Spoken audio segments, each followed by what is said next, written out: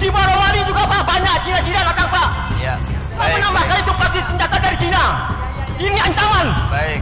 Ingat Pak, negara akan hancur dari Cina Pak. Ya. Saya pertama kali betul katakan itu. Baik. Tolong perhatikan, anak negeri cucu Ya. kita hancur. Dalam kapasitas sebagai Ketua Regu Ansor, saya memimpin pasukan Ansor bekerja sama dengan Batalion 328 Kujang 2 dari Bandung. Jadi fakta ada senjata cung untuk angkatan kelima itu bukanlah isapan jempol. Saya berani angkat sumpah. Sampai detik ini saya masih bisa tunjukkan di mana galian-galian senjata yang disimpan itu. Tetapi di kemudian kemarin ketika Jenderal Gatot Nurmantio mau lengser, beliau mencegah masuknya sekian ribu pucuk senjata dari satu negara tertentu yang diimpor oleh institusi tertentu yang bukan haknya. Tapi kenapa berita itu lenyap begitu saja? Dan jangan pernah takut Pak, menyuarakan kebenaran itu tidak pernah takut. Saya pecatan kapten Pak, agar komunis itu tidak berkembang biak di negara ini. Sekarang mereka sudah merasa yang paling benar. Saya merasakan kebangkitan komunis. Komunis itu tidak boleh berkembang di negara ini. Ya. Kami sebagai mantan prajurit siap mengawal itu semuanya. Subhanallah walhamdulillah wa la ilaha illallah. Assalamualaikum warahmatullahi wabarakatuh. Nama saya Haji Ahmad Baidowi Adnan. Dulu selama 10 tahun menjadi aktivis Gerakan Pemuda Ansor di DKI Jakarta. Saya Komandan Banser Jakarta Pusat 66 sampai dengan 73. Saya ingin menyampaikan dalam kesempatan ini novum baru kalau istilahnya Saudara Adi Masardi tadi. Dalam kapasitas sebagai Ketua Regu Ansor, saya memimpin pasukan Ansor bekerja sama dengan Batalion 328 Kujang 2 dari Bandung melakukan operasi pencarian senjata-senjata cung yang ditanam di tanah-tanah di sekitar Rawasari, Rawakerbo dan sekitarnya. Alhamdulillah menemukan belasan pucuk senjata. Jadi fakta ada senjata cung untuk angkatan kelima itu bukanlah isapan jempol. Saya berani angkat sumpah. Sampai detik ini saya masih bisa tunjukkan di mana galian-galian senjata yang disimpan itu.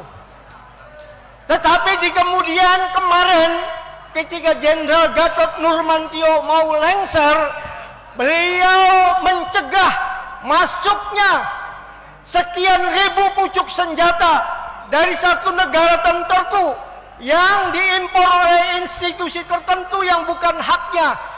Tapi kenapa berita itu lenyap begitu saja? Ini pertanyaannya.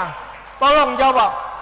Yang kedua tadi, Saudara Salim Said mengatakan, di mana peran sebenarnya yang menggerakkan umat Islam kerjasama dengan ABRI waktu itu untuk bersama-sama menumpas G30 SPKI. Saudara mesti tahu, Ketua PBNU namanya Haji Muhammad Subhan ZE adalah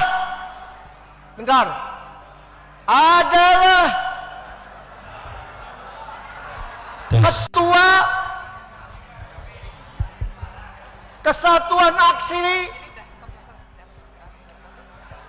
Kesatuan Aksi Pengganyangan PKI yang disingkat Front Pancasila dengan Sekretaris Jenderalnya Harican Silalahi dari Partai Katolik.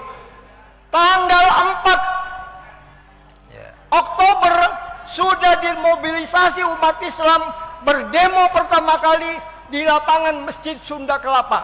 Masjid Sunda Kelapa itu belum jadi masjid, masih lapangan. Tanggal 7 Oktober diadakan demo yang lebih besar di Taman Suropati dan resmi menuntut dibubarkannya PKI karena dia dalang daripada peristiwa G30 SPKI. Saudara-saudara, saya satu-satunya mungkin anggota KAP G30 SPKI Front Pancasila yang masih pegang kartunya. Ya, tepuk tangan. Ya. Umur saya Terima 77 tahun sekarang. Ya.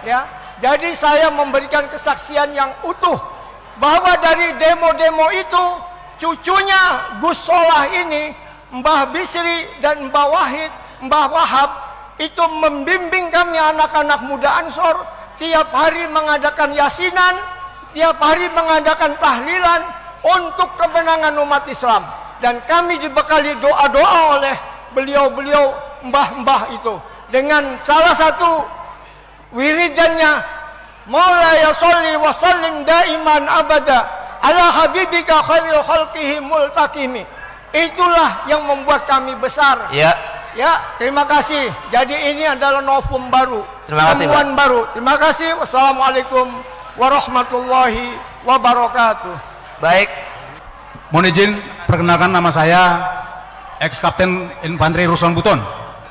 Saya pendiri Serdadu Ekstrim Matra. Jadi mantan prajurit dari 3 matra darat, laut dan udara. Saya tertarik untuk mengikuti kegiatan ini karena memang saya seorang nasionalis. Yang pertama, saya ingin bertanya kepada bapak-bapak. Kita semua prihatin, Pak. Saya sejak masuk melihat yang hadir di dalam ruangan ini cukup banyak, tetapi rata-rata generasi tua. Generasi mudanya seakan-akan tidak tertarik dengan tema ini. Ini menjadi suatu tantangan, suatu pertanyaan untuk kita semuanya, menjadi tanggung jawab pekerjaan rumah untuk kita semua. Bagaimana tadi beberapa yang menanyakan supaya kita harus masuk ke kampus, supaya harus masuk ke sekolah-sekolah. Itu yang pertama. Dan jangan pernah takut, Pak. Menyuarakan kebenaran itu tidak pernah takut. Saya pecatan kapten, Pak. Gitu. Hanya menyuarakan kebenaran. Yang kedua, saya perlu sampaikan juga, ataupun saya bertanya, sampai kapan kita berdialog tentang ini? Sampai kapan kita bisa mengambil sikap agar komunis itu tidak berkembang biak di negara ini? Sekarang mereka sudah merasa yang paling benar. Saya merasakan kebangkitan komunis sejak beberapa tahun yang lalu. Tadi sudah disampaikan oleh adik satu, sejak dihilangkannya pelajaran PMP dirubah, sejak dihilangkannya sejarah perjuangan bangsa sekarang dihilangkan, Pak. Artinya generasi kita muda sekarang ini sudah tidak tahu sejarah, Pak. Mereka sudah tahu PKI itu bahasa bodoh, nggak berbahaya. Bagi saya sangat membahayakan. Ancaman PKI, saya bercerita sedikit, Pak. Apakah para pekerja Cina, TKA Cina yang masuk ini bukan merupakan ancaman, Pak? Saya dari Ternate, Pak. Saya di dinas terakhir sebagai komandan kompi di Satuan 732 Raider di Ternate. Setiap saya pulang jam 2 malam penerbangan, di bandara itu hampir penuh dengan orang-orang Cina. Tidak bisa berbahasa Indonesia. Bayangkan, Pak. Saya contohkan satu. Sebentar, Pak. Ini menyangkut kedaulatan negara, Pak. Ya, disingkat, Pak, disingkat. Ya. Sudah 1:30 ini. Betul. Sedikit saya minta waktunya, Pak. Ini menyangkut kedaulatan bangsa dan negara. Jadi, saya ada kasus ketika saya melaksanakan satgas di Pulau Taliabu. Di situ ada kelompok Cina yang banyak sekali. Ketika saya bertanya kepada kepala desa dan saya panggil 5 orang, saya panggil, tidak bisa berbahasa Indonesia, tidak bisa berbahasa Cina, berbahasa Inggris, dan tidak punya paspor, tidak punya visa. Dan saya tangkap. Malam hari saya didatangin satu letkol polisi, AKBP polisi, satu mayor tentara untuk menebus atau memanggil menjemput mereka. Saya tolak dengan ada imbalan satu kantong plastik uang. Saya tolak. Baik, Pak. Disingkat, Baik, Pak. Disingkat, Pak. Ya. Sudah artinya lebih. bahwa negara kita sekarang dalam ancaman, Pak. Negara kita dalam ancaman. Jadi saya mohon harus ada ketegasan dari pemerintah, baik Bapak Fadli, mungkin dibikin dalam bentuk TAP MPR agar komunis itu tidak boleh berkembang di negara ini. Ya. Kami sebagai mantan prajurit siap mengawal itu semuanya. Ya, setuju. Terima kasih. Siap. Terima kasih, tepuk tangan. Terima kasih Bapak Ibu sekalian. Jadi sudah banyak sekali masukan, saran. Kita beri kesempatan kepada Pak, terakhir, Pak, saya terakhir menambahkan sudah apa yang cukup, tadi. cukup, Pak. Satu menit, Lanjut, Pak. kita Pak, nanti terus kepada panitia, Pak. satu menit. Pak, ini Pak yang nyata. Saya Denny, pengamat politik Indonesia. Ini Pak, saya menambahkan, masukin Pak. Pak, perlu dipertanyakan itu posisi Menteri Hukum dan HAM, Yasona Yaholai. Dia kan udah mundur dari kementerian, kenapa ditarik lagi? Itu maksudnya apa? Supaya Cina-Cina yang datang ke Indonesia merubah paspornya langsung menjadi warga Indonesia. Baik. Di Morowali juga, Pak, banyak Cina-Cina datang, Pak. Ya. Saya menambahkan itu pasti senjata dari Cina. Ini ancaman. Baik. Ingat Pak. Negara akan hancur dari Cina Pak. Ya. Saya pertama kali betul Bapak kali itu. Baik, baik. Tolong perhatikan. Anak negeri cucu Ya. kita hancur. Terima kasih Pak. Terima kasih. Oke.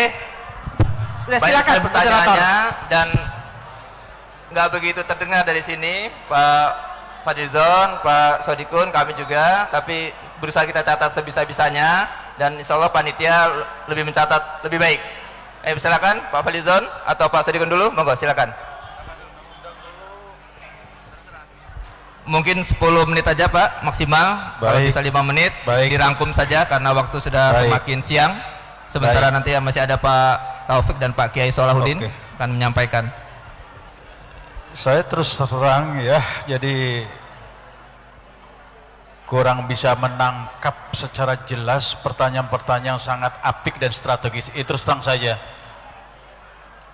Yang bisa saya tangkap ini yang terkait, dan saya tidak akan menjawab masalah yang mungkin sangat penting, tapi karena ada gangguan sedikit, ini saya menjawab masalah yang terkait apakah kegiatan ini hanya untuk membangun opini publik atau memang mempunyai tujuan yang sebenarnya. Saya kira nanti ini panitia akan menjawabnya, tapi niatan kita, langkah ini sangat penting. Langkah silaturahmi kita ini sangat strategis untuk titik awal kita memulai sebuah gerakan yang sifatnya sangat universal dan strategis. Jadi kita lebih mengedepankan seperti itu. Kemudian yang keduanya yang bisa saya tangkap, apakah PKI ini akan bangkit kembali? Ini tidak berlebihan ya. Tadi sudah saya tegaskan bahasanya PKI tidak pernah akan mati, tidak pernah akan berhenti, karena memang mereka dididik, mereka dikaderisasi, mereka memang mempunyai visi misi ke depan, misi dan misi untuk mengganti bangsa dan negara ini dengan paradigma komunismenya seperti itu. Indikasinya banyak, indikasinya sangat banyak. Jadi kita merasakan hampir bangunan-bangunan opini yang dikedepankan atau yang kita saksikan ini betul-betul mereka hadir dengan pemikiran-pemikiran yang mudah kita tangkap, yang sangat mudah kita bisa mengerti kerja siapa sebenarnya kondisi bangsa ini seperti itu. Kemudian yang ketiganya, bagaimana agar tidak berkembang? Menurut saya memang ada langkah-langkah strategis untuk seluruh daripada anak bangsa, para pemimpin, katakanlah tokoh masyarakat, tokoh agama, ini harus kita sama-sama berusaha semaksimal mungkin untuk mengantisipasi segala pemikiran. Tadi Pak Fadlizon mengatakan ajaran, tindakan, termasuk juga adalah laku-laku yang tidak lain adalah untuk melemahkan ya, untuk melemahkan, menghancurkan bangsa ini. Jadi ini sangat mudah. Jadi hampir dipastikan bahasanya PKI ini pasti akan bangkit. Ini pasti akan bangkit. Mereka tidak akan pernah berhenti. Kemudian yang terakhir, ini saya ngambil yang 4 saja, saudara moderator.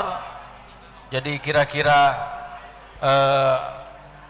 apakah acara seperti ini nanti akan lebih fokus ya mengarah kepada langkah-langkah konkret strategis, langkah-langkah konkret strategis. Oleh karena tadi saya sarankan juga ada sebuah upaya ke depan setelah ini, ada kerja-kerja yang lebih konkret, langkah-langkah strategis setelah kita mempetakan dulu.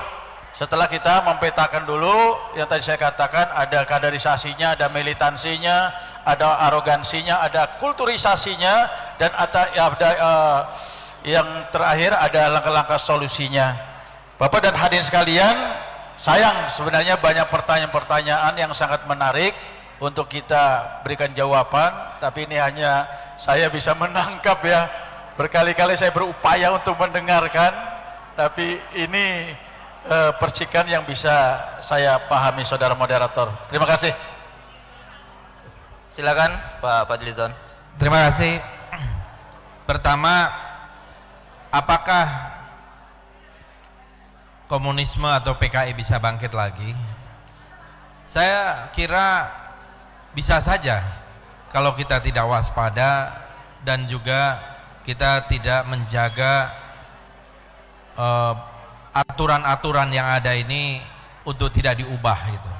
Memang sudah ada TAP MPRS nomor 25 tahun 66 dan Undang-Undang nomor 27 tahun 99 yang menjaga ini. Tetapi kalau satu hari karena perubahan politik kita tidak tahu kapan dan ada upaya untuk mencabut TAP MPRS nomor 25 dan juga undang-undang itu, saya kira ini adalah awal dari sebuah upaya untuk melakukan rekonstruksi atau revitalisasi, mungkin dengan bentuk-bentuk yang baru. Jadi mungkin saja menurut saya, dan ini yang menurut saya akan tentu sangat membahayakan karena pada saat itu pasti akan terjadi konflik horizontal yang akan besar gitu. Ideologi komunisme jelas adalah ideologi yang gagal dan sudah dibuktikan di mana-mana gagal. Hampir semua negara-negara komunis kecuali tadi yang mereka bermetamorfosa dan mengubah jalan seperti di Cina maupun di Vietnam, tapi negara-negara komunis yang lain itu hancur total gitu ya. Kita tahu dulu pada waktu tahun 65-66 itu mereka yang menjadi tokoh-tokoh, saya belum lahir waktu itu, tapi saya membaca mereka yang menjadi antek-antek komunis itu disebutnya Durno Peking ya. Betul ya Pak Salahuddin? Durno Peking dulu namanya. Ya mudah-mudahan sekarang ini tidak ada lagi Durno Peking baru gitu ya, yang bisa mengembalikan komunisme dan sebagainya ke Indonesia. Tetapi saya lihat motif utama kalaupun ada upaya kebangkitan itu adalah motif dendam. Bagaimana mereka menginginkan menghapus jejak sejarah mereka di sini, kemudian mereka ingin membalaskan dendam itu, dan ini yang menurut saya sangat berbahaya. Kalau secara ideologi mudah sekali kita patahkan karena kegagalan itu, meskipun sekarang ada revisionis, ada revisi-revisi terhadap komunisme dan terhadap sosialisme itu sendiri. Lalu saya melihat yang juga perlu kita jaga adalah sekarang jangan sampai, kan cara-cara komunisme itu adalah cara-cara adu domba. Nah jangan sampai justru upaya-upaya adu domba ini yang disusupi oleh mereka yang mempunyai cara berpikir komunis gitu ya. Terutama adalah mengadu domba dari sisi kaum agama. Saya melihat bahwa isu radikalisme dan isu terorisme itu paling mudah ditumpangi oleh orang-orang yang mempunyai cara berpikir adu domba seperti komunisme itu. Makanya menurut saya harusnya di stop ya, bahwa kita menentang terorisme dan menentang radikalisme itu sudah pasti, tetapi kita tahu bahwa ini juga pintu masuk untuk melakukan adu domba terhadap kalangan agama yang ada di Indonesia, dan terutama ini adalah agama mayoritas ya. Ini yang menurut saya akan sangat berbahaya. Jadi saya melihat bahwa isu ini mudah ditumpangi, isu terorisme radikalisme ini di belakangnya bisa orang-orang yang mempunyai, bisa ya, belum tentu, tapi bisa orang-orang yang mempunyai cara berpikir adu domba terhadap kalangan Islam terutama. Karena mereka tahu yang tidak bisa dibeli, tidak bisa dilawan oleh kekuatan kaum komunis di Indonesia adalah kalangan Islam, itu yang terutama ya. Dan ini yang menurut saya sudah dibuktikan, upaya kudeta tahun 48, upaya kudeta tahun 45 ya, banyak sekali organisasi-organisasi Islam, pesantren-pesantren, dan juga tahun 65 justru juga didukung oleh kalangan agama yang lain, dari kalangan Katolik, dari kalangan Kristen dan sebagainya, ikut menentang komunisme ketika itu. Karena ini melihat agama itu menjadi candu bagi masyarakat. Jadi menurut saya intinya adalah kewaspadaan dan mungkin training dulu sekali. Saya termasuk dengan Pak Taufik Ismail, dengan waktu itu masih ada Pak Himawan Sutanto, masih ada Pak Murdiono, masih ada tokoh-tokoh yang lalu, kita berkali-kali menyelenggarakan training anti komunis, dan training anti komunis itu diselenggarakan kepada tokoh-tokoh mahasiswa, tokoh-tokoh pelajar, guru-guru sejarah dan lain-lain. Cukup banyak dulu atas saran-saran dari Pak Taufik Ismail ketika itu. Tetapi sekarang kelihatannya belum ada lagi training-training serupa. Mungkin Gerakan Bela Negara bisa mengambil alih training-training seperti ini ya, yang saya kira akan sangat bermanfaat dari sisi tinjauan sejarah, dari sisi ideologi, dari sisi gerakan dan lain-lain dalam rangka untuk kewaspadaan nasional kita. Terima kasih. Wassalamualaikum warahmatullahi wabarakatuh. Waalaikumsalam. Mari kita beri apus lagi kepada dua narasumber. Demikian Bapak Ibu sekalian, sesi kedua telah berlangsung. Mohon maaf apabila ada salah kurangnya dalam memandu di sesi kedua ini, dan kita akhiri bersama-sama dengan membaca hamdalah. Alhamdulillahirabbil alamin. Wallahul muwaffiq ila aqwamit thoriq. Wassalamualaikum warahmatullahi wabarakatuh. Terima kasih moderator. Ya, tepuk tangan untuk moderator dan juga panelis Kiai Haji Sodikun dan Dr. Fadlison. Masya Allah, bukan main ini. Ya, Dik Fadli, nanti GPN mau mengadakan ini apa? Training anti komunis. Baik, Bapak Ibu hadirin, tolong nanti masih ada 1, 2 lagi dan bagi negeri. Bapak Kiai Haji Dr. Insinyur Salahuddin Wahid. Oh, disilakan. Ya, maaf. Pak Taufik Ismail, Dr. Haji Taufik Ismail, dipersilahkan untuk memberikan pidato kebudayaan dan nanti ditutup oleh Kiai Haji Dr. Insinyur Salahuddin Wahid dalam closing statement, dan dipersilakan. Ya, tepuk tangan meriah untuk Dr. Haji Taufik Ismail.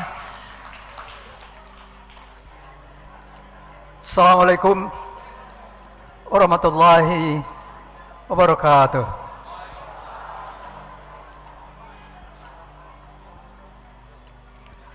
Meneropong komunisme dalam angka-angka.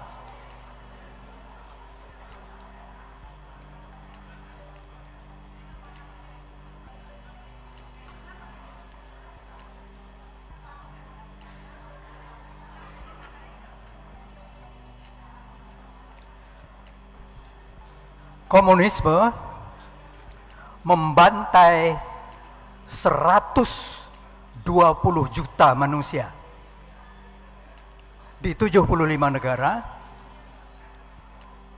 antara tahun 17 sampai tahun 91, rata-rata 1,6 juta setahun,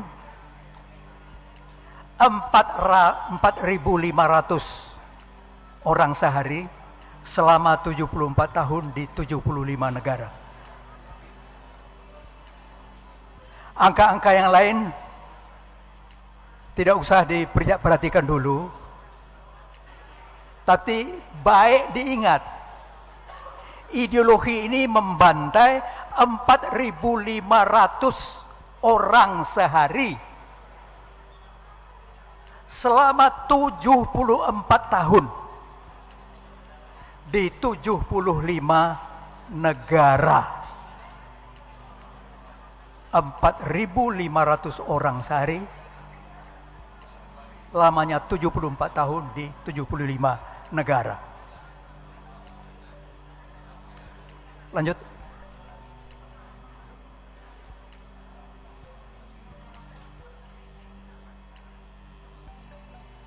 Kemudian dia kudeta di 75 negara selama 69 tahun sepanjang abad 20. Kemudian berhasil mendirikan 28 negara komunis. 28 negara komunis. Lanjut.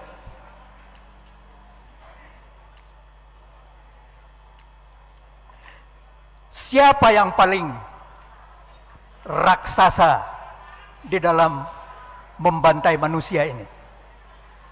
Uni Soviet, 61 juta orang. Penduduk Pulau Jawa habis 61 juta orang. Dan Stalin sebagai pribadi pimpinan bertanggung jawab terhadap 43 juta orang. Dan 43 juta orang itu bukan ditembaki, dibunuh begitu, tidak. Mereka bekerja di kamp paksa, perlu keluar setiap hari, tidak diberi makan yang cukup, kemudian mati. Dan yang mati itu berapa? 39 juta orang. Lanjut. Kalau dalam masalah membunuh, membantai, menyembelih, menembak, nah itu Kamboja. Namanya Khmer Rouge. Pimpinannya Pol Pot.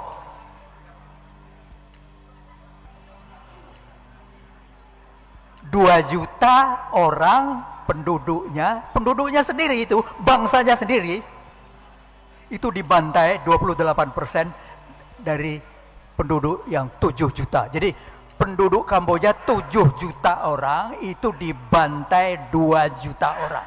Dan yang membantai ini apa, negara tetangganya atau negara yang lain? Tidak, dia sendiri.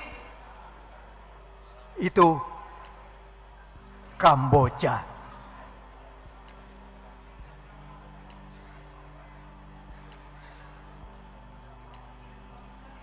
Pembantai yang ketiga, yang raksasa,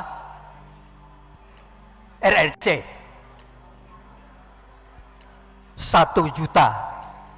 1 juta rakyatnya dibunuh sendiri. 1 juta.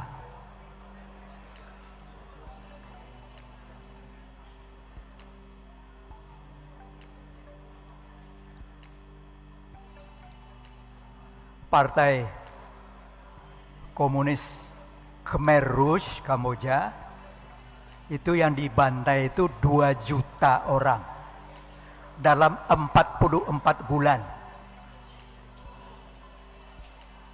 Artinya itu 1 orang 1 menit selama 3,5 tahun. Kita renungkan sebentar, kita pejamkan mata kita.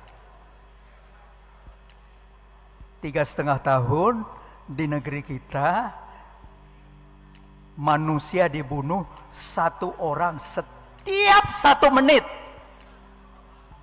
Lihat arloji, setiap 1 menit 1 orang. Menit kedua 1 orang lagi, menit ketiga 1 orang. Dan itu selama 3,5 tahun. 2 juta orang. Orang komunis Kamboja membunuh bangsanya sendiri, itu 2 juta orang dalam 44 bulan. Lupakan 44 bulan. Ingat, 1 orang 1 menit, 1 orang 1 menit, 1 orang 1 menit.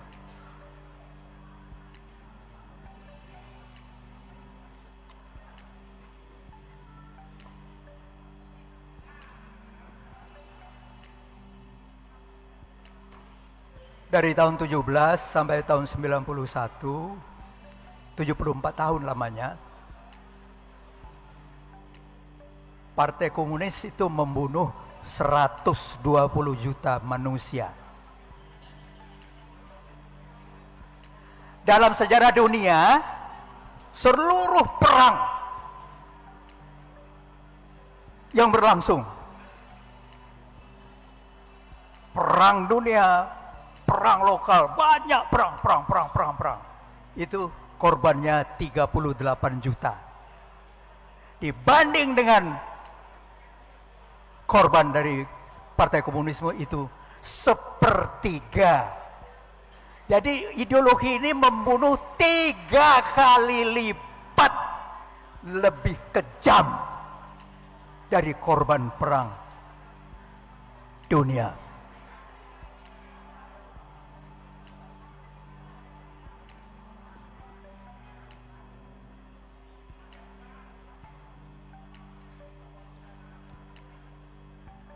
Seluruh perang di dunia dari Nabi Adam sampai sekarang, saat itu korban perang dunia 1, 2, Korea, Vietnam, Irak, Afghanistan, Palestina, Lebanon digabung jadi satu, itu cuma sepertiga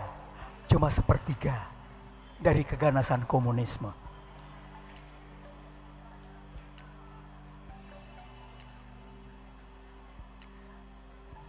Bagaimana nasib dari rakyat di negara komunis yang 28 itu? Tentu saja mereka tidak tahan kan? Mereka lari. Berapa yang lari mengungsi itu? 35 juta orang.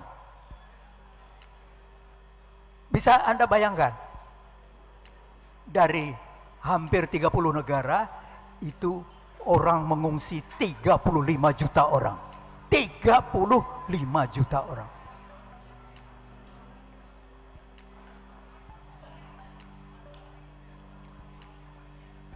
Nah, kalau mau disebut algojonya, ada 4 orang. Lenin, Stalin, Mao Zedong, dan Pol Pot. Angka-angkanya tidak usah saya bacakan. Silakan baca sendiri. Lenin, Stalin, Mao Zedong, dan Pol Pot.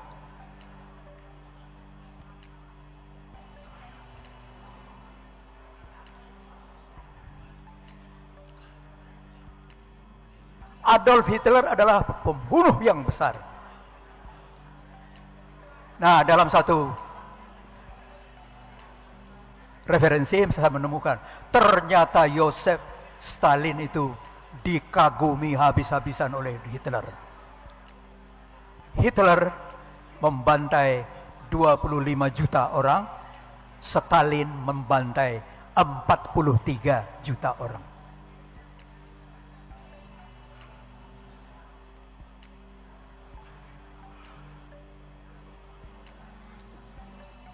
Siapa yang menemukan ideologi ini?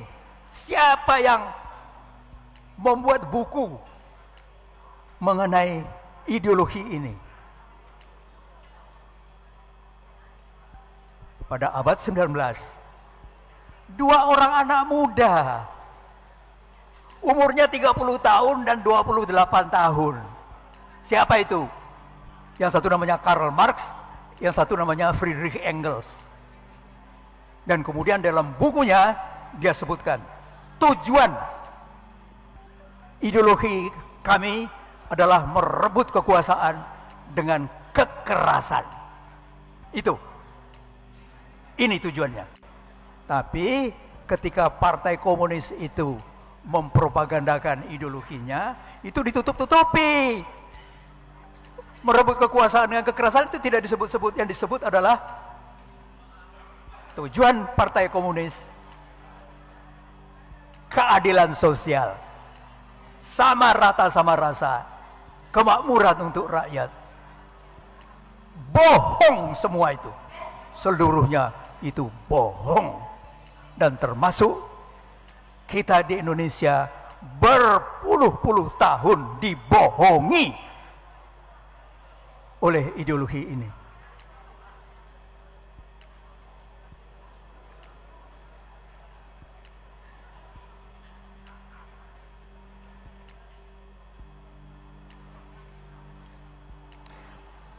Pada tahun 91, 24 negara sosialis komunis bubar berantakan. Mereka ada 28 negara, 24 bubar. Siapa yang pertama sekali membuat pengumuman itu? Perdana Menteri Boris Yeltsin. Pada tahun 91 bulan Desember dia bikin satu pengumuman. Pada hari ini Partai Komunis Rusia saya bubarkan. Seluruh dunia terkejut. Karena apa? Karena Boris Yeltsin ini dulu ketua Partai Komunis dan kemudian dia menjadi Perdana Menteri. Tapi kemudian pada bulan Desember tahun 91 dia bikin sebuah pengumuman pada hari ini Partai Komunis Rusia saya bubarkan. Dan sesudah itu negara-negara yang berikutnya bubar. 24 negara. Tapi RRC dan Vietnam tidak mau bubar. Tapi dia berkhianat terhadap ideologinya. Dia sudah kafir terhadap ideologinya. Dia ambil jalan kapitalisme. Masya Allah, dalam waktu 10 tahun mereka menjadi makmur, menjadi kaya raya. Dan kemudian apa? Karena sudah kaya raya, kerjanya adalah yang mula-mula dilakukan, dia beri pinjaman kepada negara-negara kecil Afrika. Ada 4, 5, 6 negara tidak terbayar kembali, kemudian negara-negara itu dicaplok, diambil alih. 2 negara yang terdekat dari RRC itu diincar, yaitu Malaysia dan Indonesia.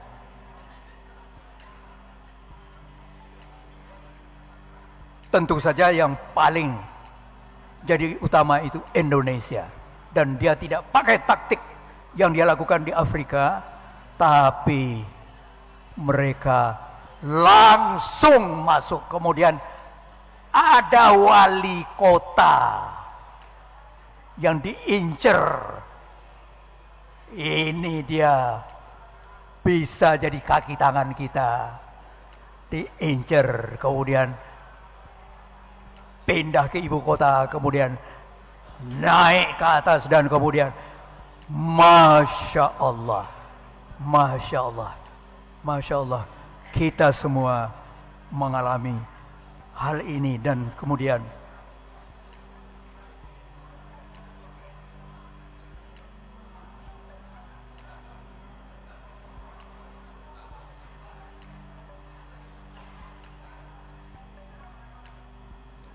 bahaya itu bukan di ambang pintu. Bahaya itu sudah ada di pinggir rumah kita, sudah ada di tengah masyarakat kita.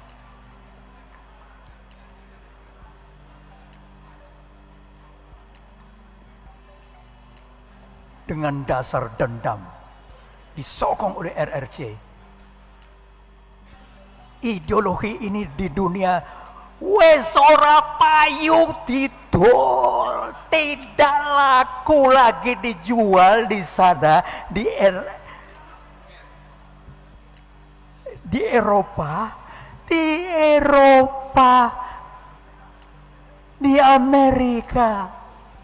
Saya dulu waktu SMA kelas 3 itu bersekolah di Amerika. Saya kembali ke sana dengan anak dan cucu saya reuni.